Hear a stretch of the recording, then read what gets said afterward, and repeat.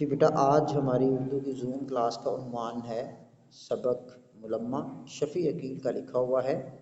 چونکہ مصنف کے بارے میں اس دفعہ کچھ زیادہ چیزیں نہیں آ رہی، اس لیے ہم بھی مصنف کے بارے میں اتنا جو زیادہ ہے وہ نہیں پڑھیں گے۔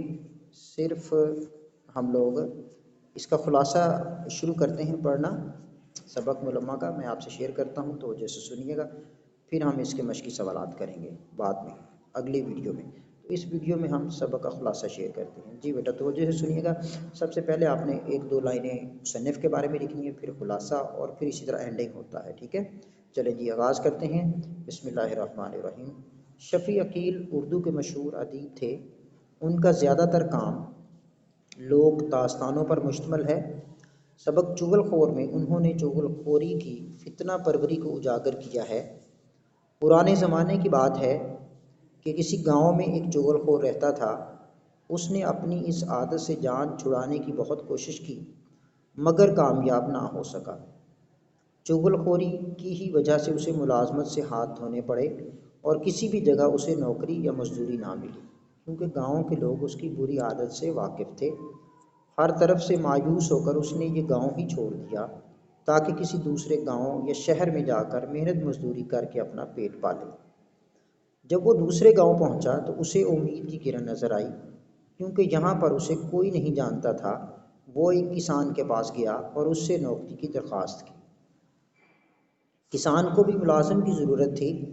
کسان کے پوچھنے پر چغل خور نے بتایا کہ وہ روٹی اور کپڑے کے ساتھ 6 ماہ بعد اس کی ایک چغلی کھائے گا۔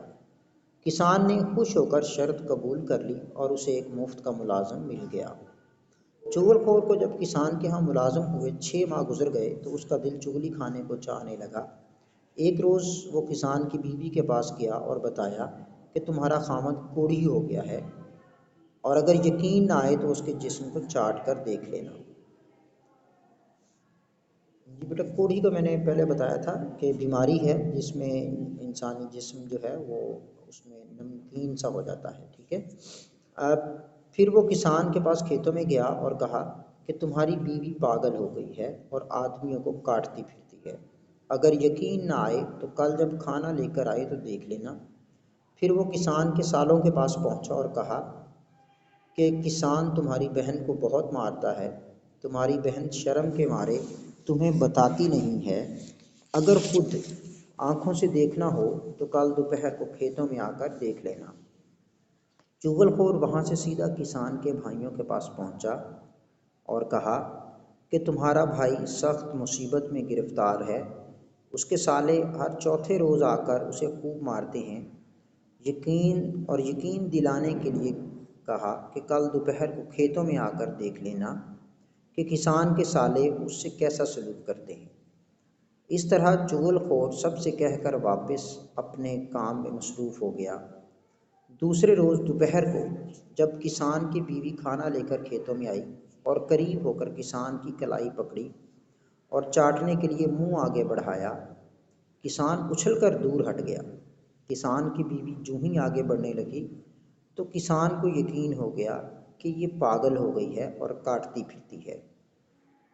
کسان نے جوتے سے پٹائی شروع کر دی۔ اسی دوران کھیت میں چھپے ہوئے کسان کے سالے باہر آئے اور کسان پر ٹوٹ پڑے۔ اسی منظر کو دیکھ کر دوسرے کھیت سے کسان کے بھائی برآمد ہوئے اور زوروں کی لڑائی شروع ہو گئی، یہاں تک کہ سب خون میں نہا گئے۔